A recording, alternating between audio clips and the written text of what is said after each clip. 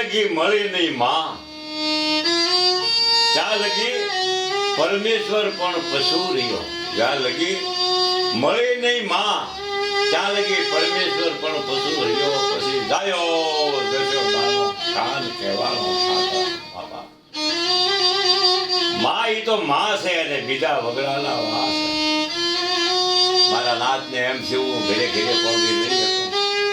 એટલે સૃષ્ટિમાં ભગવાને માનું સર્જન કર્યું બાપા. માન ઈશ્વરનો અંશ છે.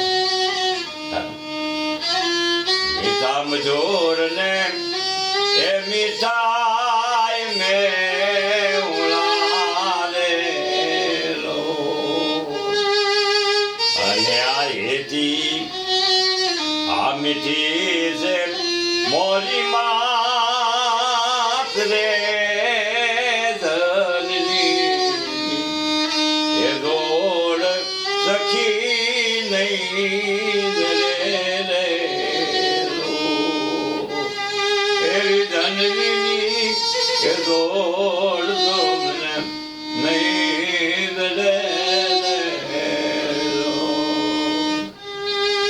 મોટા કરીને માં તારા ખોળેથી ખોળતા કર્યા પડાલ ખોળો ફૂંકવા અમને કરીને મારા કાગડા મોટે નાયું માંડ્યું અને જમઝડાપા ખાય તોય છોરુની ચિંતા થાય અને કેમ બિહરી કાગડા. જીવને જમને વાદ હાલતા હોય, ઘડીક જીવ દાતો હોય, ઘડીક જીવ આવતો હોય. આટલામાં માં છેલ્લે કળિયુગ રમતી હોય. ઘોડિયામાં હુતેલો દીકરો હોય નાનો એવો, એની ઉપર માની નજર હોય, એનો જીવ જાય નહીં.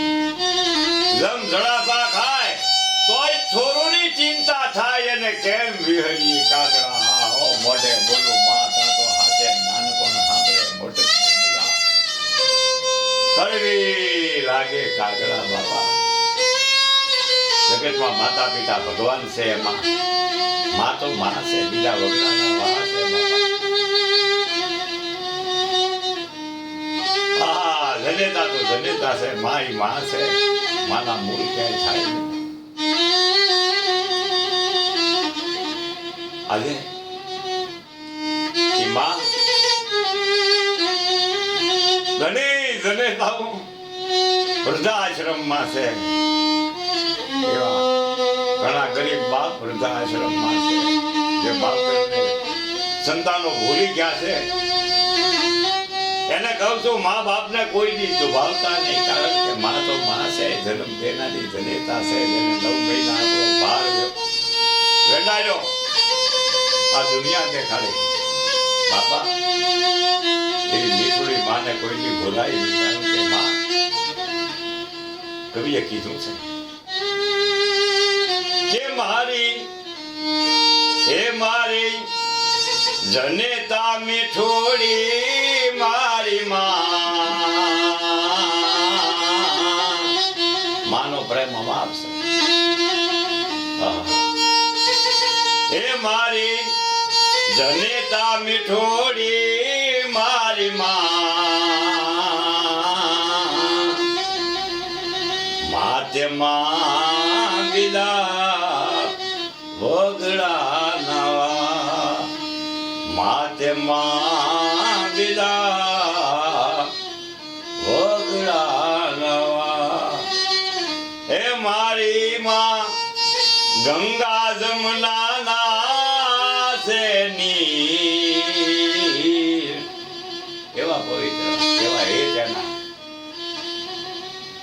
હે મારી માં ગંગા જમના ના વેતાની, મમતાની મીઠી વેરલી ભરી, મમતાની મીઠી વેરલી ભરી. એ જનેતાના ઉપકાર કેવા છે બાબા. આહા, પોતે ભૂખ્યા રહીને પોતાના જગાને ખવાડે. હા, એ જનેતા. આ ઈ માં કેટલા ઉપકાર એના. આમ તો આપણને કાંઈ આવડતું હતું હાલતા ચાલતા બોલતા ખાતા પીતા કાંઈ નહોતો આવડતો, પણ એવી માં એને સારા સંસ્કાર દીધા. અને કવિએ તો બહુ મજાનું લખ્યું છે. હા, કે આંગળી પકડીને હાલતા શીખવાડ્યું, એ ખોળામાં બેહાડીને ખાતા શીખવાડ્યું. આંગળી પકડીને હાલતા શીખવાડ્યું, ખોળામાં બેહાડીને ખાતા શીખવાડ્યું.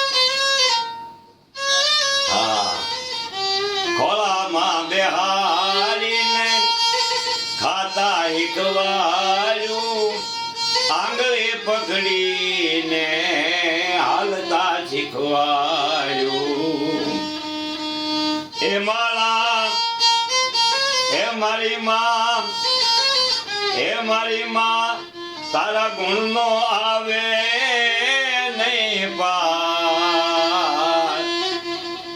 મમતાની મીઠી વીરડી ભરી, મમતાની મીઠી વીરડી ભરી. એ મારી જનેતા મીઠોડી મોરી માં, માતે માં બીજા ભોગરા નવા. ગામડા ગામમાં સચ્ચે પ્રસંગ છે. જનેતા છેલ્લા શ્વાસ ગણે છે, જીવ નથી જાતો. એક મહિનાનો છોકરો ઘોડિયામાં છે, 10-11 વર્ષની દીકરી છે, આંગળા પાડે છે. પોતાનો ધણી બાઈને કહે છે કે બોલ, તારો જીવ કેમ નથી જાતો, તું ખૂબ દુઃખી થાતો. ત્યારે બાઈએ બહુ મજાની વાત કરી, મારી માંદગી, મારે હજી 1 મહિનાનો દીકરો છો છે, પણ આજે મારી માંદગીનો ખાટલો છે ને, આ ઘરના મોભમાં એક સખી ચકલાએ માળો બાંધ્યો. પોતાના ધણીને વાત કરે. સખીએ 2 પોતાને જન્મ આપ્યો, હું જોતી હતી.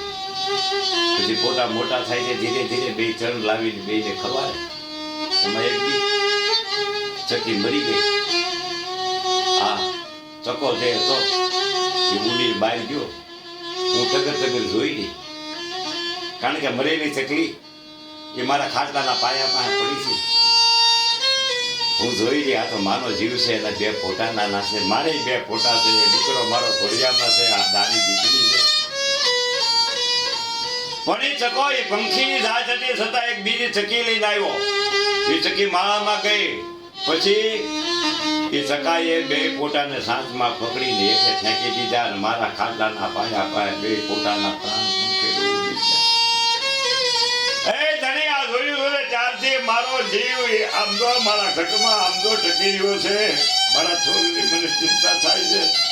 અને ત્યારે એનો ધણી હતો પવિત્ર આદમી, એને હાથમાં ગંગાજળ લીધું ને કીધું, સમજો તારા ગયા પછી હું તો બીજું ઘર કરું તો મને રામની દુહાય છે. તારા જીવને કહે છે કે દીકરીને દીકરાના ગુણથી હાંસવી, દીકરાના જતન કરી, બસ તું મને જાણતી હોય તો મારી એટલી આજે આ કાંઈ હું તને પ્રીતિમાં દઉં છું તો પાર.